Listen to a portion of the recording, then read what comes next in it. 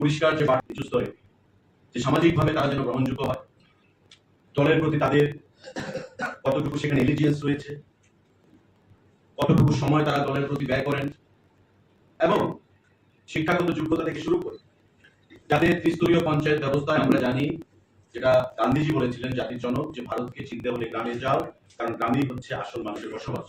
ভারতের উন্নয়ন করতে গেলে গ্রামের উন্নয়ন অবশ্যই করতে হবে।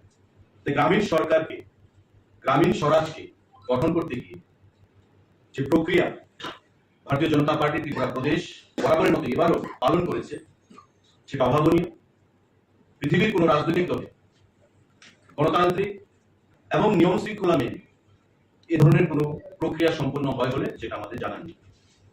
আমি আজকের এই সাংবাদিক বৈঠকের মাধ্যমে রাজ্যের জনপ্রিয় মুখ্যমন্ত্রী প্রফেসর ডক্টর মানিক সাহাকে, পার্টির প্রদেশ সভাপতি সম্মানীয় শ্রী রাজীব ভট্টাচার্য মহোদয়কে, এবং আমাদের এই প্রক্রিয়া যারা যুক্ত ছিলেন, সাধারণ সম্পাদক, সহ সভাপতি থেকে শুরু করে প্রাক্তন মুখ্যমন্ত্রী, এমপিরা, যারা অক্লান্ত পরিশ্রমের মাধ্যমে প্রার্থী বাছাই প্রক্রিয়া সম্পন্ন করেছেন এবং আগামী দিনে ত্রিস্তর পঞ্চায়েত ব্যবস্থা যারা ভোট চাইবে জনগণের কাছে তাদের বাছাই প্রক্রিয়া সম্পন্ন করেছেন, তাদেরকে অনেক অনেক ধন্যবাদ এবং শুভেচ্ছা জানাচ্ছি আজকের এই সাংবাদিক বৈঠকের মাধ্যমে।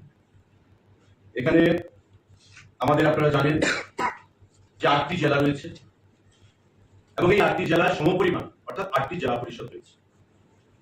এই 8টি জেলা পরিষদে টোটাল যে আসন সংখ্যা সেটা হচ্ছে 116।